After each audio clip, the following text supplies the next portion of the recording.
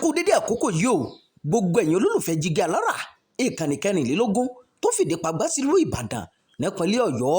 níbi táwa ti máa ka ìròyìn gẹ́gẹ́ bí àkọlé ìtàn níbi tí àwọn òkè ti sọ irọ́ di ọ̀rọ̀ ká tó rọ̀rọ̀ sọ torí pẹ̀lú mi sí Odùduwà ó ní gbogbo ìròyìn tó ń jáde lẹ́nu wa orúkọ ọmọ báyìí nìjánu ọmọ okùn tẹ́rí yẹn nìjánu ẹ̀sìn Imam Abdulwaheed òun náà lórúkọ tèmi jẹ́ o akìyìn gbogbo ẹ̀yin olólùfẹ́ wa tẹ́ẹ̀lé mọ́ tẹ́tí gbọ́ ìkànnì Jígí Alára tẹ́ẹ̀lé mọ́ wò wá ojú tẹ́ fi ń wò wá kò ní fọ́ o etí tẹ́ fi ń gbọ́ wa kò ní di èwo la tó mú wá fótò ní ẹ̀tọ́ máa bá wa ká lọ.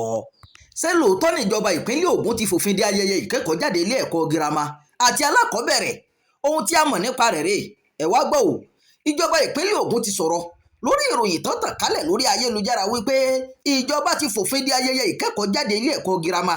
àti JSS 3 tó fi mọ́ ilé ẹ̀kọ́ alákọ̀ọ́bẹ̀rẹ̀ ìjọba ṣàlàyé nínú àtẹ̀jáde tí ó fi síta wípé kò sí òtítọ́ nínú ìròyìn náà o ìjọba ṣàlàyé nínú àtẹ̀jáde tí ẹ̀ka tó rí sí ètò ẹ̀kọ́ sáyẹ́ǹsì àti ìmọ̀ ìjìnlẹ̀ fi síta pé kì í ṣe àwọn akẹ́kọ̀ọ́ ilé ẹ̀kọ́ girama àti tàwọn alákọ̀ọ́bẹ̀rẹ̀ ní ìjọba fòfin de ayẹyẹ ìkẹ́kọ̀ọ́ jáde wọn o gẹ́gẹ́ bí àtẹ̀jáde náà ṣe ṣàlàyé kíláàsì àwọn ọmọ ìkókó táwọn olóyìnbó ń pè ní kindergarten àti nursery ní ìjọba ti fòfin dè wípé wọn ò gbọdọ̀ ṣe ayẹyẹ ìkẹ́kọ̀ọ́ jáde mọ́ o ìdí àbájọ ni pé kíkẹ́kọ̀ọ́ jáde láwọn kíláàsì yìí kì í ṣe òpin ìpele ilé ẹ̀kọ́ kankan àmọ́ àtẹ̀jáde ọ̀hún sọ pé àwọn tó bá kẹ́kọ̀ọ́ jáde yálà nílé ẹ̀kọ́ alákọ̀ọ́bẹ̀rẹ̀ tàbí ní girama yóò sì máa ṣe ayẹyẹ ìkẹ́kọ̀ọ́ jáde torí ìpele àwọn ẹ̀kọ́ yìí túmọ̀ sí pé àwọn tó ń kẹ́kọ̀ọ́ jáde lọ sí ìpele ẹ̀kọ́ tuntun ni ìjọba ìpínlẹ̀ Ògùn kò ṣàìkìlọ̀ wípé àwọn ilé ẹ̀kọ́ kò gbọ́dọ̀ gba owó gọbọi lọ́wọ́ àwọn òbí àwọn akẹ́kọ̀ọ́ tó fẹ́ ṣe ayẹyẹ ìkẹ́kọ̀ọ́ jáde náà mà kódà nǹkan tí ìjọba ìpínlẹ̀ Ògùn sọ ni pé àwọn òbí kò gbọ́dọ̀ dá owó kankan fún ayẹyẹ ìkẹ́kọ̀ọ́ jáde ọmọ wọn mọ́ o ìjọba fòfin de ríra aṣọ ẹbí fáwọn akẹ́kọ̀ọ́ tó ń jáde gbogbo ìnáwó táwọn ilé ẹ̀kọ́ fẹ́ ṣe gbọ́dọ̀ wà ní ìwọ̀ntúnwọ̀nsí ọ̀pọ̀ èèyàn ló ti kọminú wípé àwọn ilé ẹ̀kọ́ máa ń ra onírúurú aṣọ tó wọ́n sì máa ń kàn án nípa fáwọn òbí láti ra irú aṣọ bẹ́ẹ̀ fáwọn ọmọ wọn ìjọba ìpínlẹ̀ Ògùn ní òun ṣe àgbékalẹ̀ òfin yìí láti dáàbò bo àwọn òbí lọ́wọ́ àwọn ilé ẹ̀kọ́ tó máa ń sọ pé kí wọ́n ra aṣọ olówó ńlá fáwọn ọmọ wọn ìjọba wá rọ àwọn aláṣẹ ilé ẹ̀kọ́ àwọn òbí àti gbogbo aráàlú láti ka kókó tó wà nínú òfin tí ìjọba ṣe àgbékalẹ̀ rẹ̀ yìí o lórí ayẹyẹ ìkẹ́kọ̀ọ́ jáde nípínlẹ̀ Ògùn ẹ̀wẹ̀ ìjọba ti wá rọ àwọn olùdásílẹ̀ ilé ẹ̀kọ́ láti máa tẹ̀lé àlàkalẹ̀ òfin yìí nígbà tó rọ àwọn òbí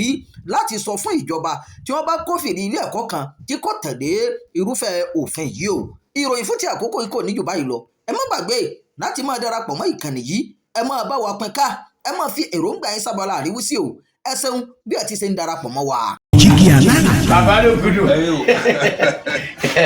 èmi ní kí n wá ṣàlàyé fún yín pé àwa ti ń lọ ni èmi àti ìyàwó mi a ti ń lọ òun ni wá ṣàlàyé fún yín. ó ti jáde bàtà bàbá mi ni bàtà bàbá a retí láti ìjọ ẹ̀. ṣe ti pín ogún bàbá yín. ọ̀rọ̀ pé wọ́n pín ogún bàbá mi kó wà ní bàtà bàbá mi tó fẹ́ ṣò ní Jígí Alára TV ó ti jáde sórí YouTube ó ní lọ sọ.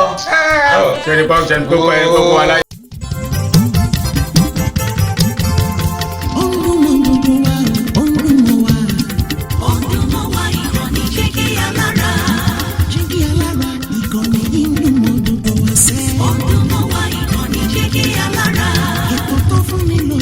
Ètò tó wà ní lọ́yẹ̀ wà ń bẹ̀. Ọdún mọ́ wá ìkànnì Jígí Alára. Ìròyìn lóríṣiríṣi tàbí mọ bó ṣe ń lọ láwùjọ. Ọdún mọ́ wá ìkànnì Jígí Alára. Ìkànnì Jígí